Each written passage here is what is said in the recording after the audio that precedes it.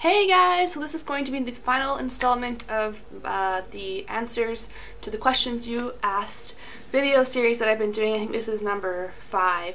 And this one, basically I just took all the questions off all the answers videos that I already posted and put them together in this one final video so that I could just get it out there for you and not like individually reply to everybody. So again, I thank everybody so much for all the questions. It was super fun to do, and if you want to do an Ask Me Questions video, totally do it, because I like to ask people questions and I love to hear their answers too. Okay, and this is in no particular order and no particular subject, it's just like random all over the place. Okay, number 1, how do you keep the weight off after your weight loss journey? And I feel like I answered something similar to this in the weight loss one, but I don't feel like I'm at the end of my weight loss journey yet, so I don't feel like I'm on maintenance per se yet, so I don't really know what my plan of action is when I get there, because I still do want to lose a few more pounds. I think though I'm just going to have to remain in this same lifestyle. I'm going to have to keep myself accountable. I'm probably going to be one of those people who's going to have to weigh myself like my whole life. I don't think I'm very good at judging by the fit of my clothes as to how well I'm doing with gaining or losing weight. I think I can play mind games on myself and think that I'm okay when I'm really not. So I think I might have to be a slave to the scale. I'm not too sure yet with that one. Number 2, I'm trying to go through these fast because there's a number of them. Are you still nursing Riley? No, I'm not. I stopped nursing Riley in the 11th month because I had some pumped milk in the freezer to get her to 1 year. So that last month there, we just weaned her until she turned 1 year old. And she's 16 months old now. When piercing their ears, what age was easier, 4 or 5 months? Did you notice any difference? Blah, blah, blah, blah, blah. Okay. 4 or 5 months.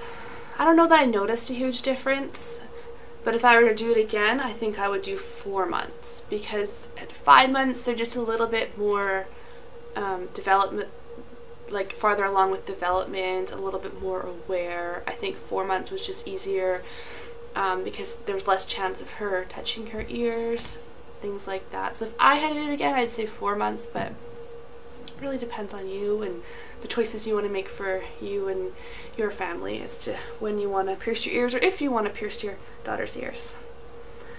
Okay, next question. I'm not sure if you've already answered this, but how tall are you? I am 5'9". Next question. Were you a soda drinker? If so, did you switch to diet or cut it all out together? And there's another question after that. Was I a soda drinker? I'm not a big soda drinker. It's not that I never drink pop ever. I don't call it soda, I call it pop. It's not that I never drink pop, I do, but I'm not a huge pop drinker. And if I do want a pop beverage, I'll usually choose a diet pop versus a regular pop. How many times a week do you run to keep your endurance up? It depends. For a long time there, I was running 3 times a week pretty religiously, but now I'm trying to mix it up a bit so I don't get bored. So I'm doing like step classes or the elliptical or things like that, like a circuit class.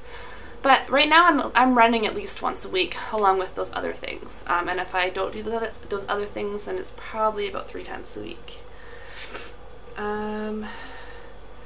I think I saw you're on Weight Watchers. Do you have a blog with recipes or kind of meals that you eat? I was doing Weight Watchers. I still kind of do in my head, although I don't officially track the points. And I don't have a blog where I post recipes, although I should, because my husband made some amazing Weight Watcher recipes. We only managed to film a few of them. If I can remember to, I will link some of them down below, some of our favorite Weight Watcher recipes. But no, I don't have a blog, unfortunately. Maybe I'll look into doing that. Okay, and then there's like a series of questions from the same person. So the first group of them is diet questions. Do you still have Visalis shakes for breakfast? Is there ever a morning that you have something else? And yes, I still have Visalis shakes every morning, and I can't remember the last time I haven't had a Visalis shake in the morning. Not because I feel like I have to, just because it's really easy for me and I put my coffee in it, so it's like double together, everything together, and it's just fast and easy. So yeah, I do. What do you usually have for supper? I don't know if there's like a typical thing that I eat for supper, because every day is so different, but I will say that I try not to eat very much for dinner.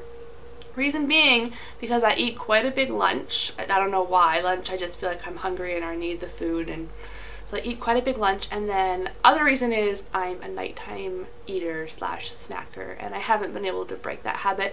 And I know that no matter what, come nighttime, I'm going to convince myself that it's okay to eat. So I tend to try and save some of those calories for after the girls go to bed and I can relax and eat whatever the heck it is I'm going to eat. What do I usually eat for dinner though? I try to stick to like protein and vegetables. So whatever it is, my husband's the cook in our house, whatever he's making, I try and just stay away from carby things. A lot of the time I can't eat the carby things anyways because I have celiac disease, but I'll usually eat like a piece of chicken and some vegetables or just something small because I know I'm going to eat again later anyways. What is the main things you had to cut out of your diet to lose more weight?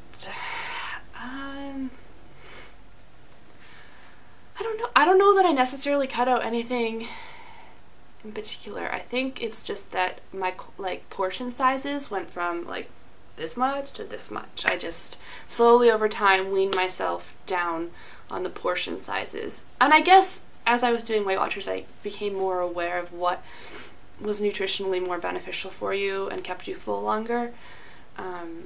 So things like proteins and when I could, whole wheat carbohydrates, but I can't do that anymore. Vegetables, things like that. Did you ever hit a plateau? If so, how did you overcome it? Yeah, I hit like my weight loss. It's weird. I'll stay the same and then all of a sudden I'll bump down like 2 or 3 pounds and then I'll stay the same again. And as I've been coming down in the weight, my plateaus are longer and longer. Like pretty much the last 2 months I've been hovering around the same 3 pounds up and down either way. So I don't know what it is about this time on my weight loss journey.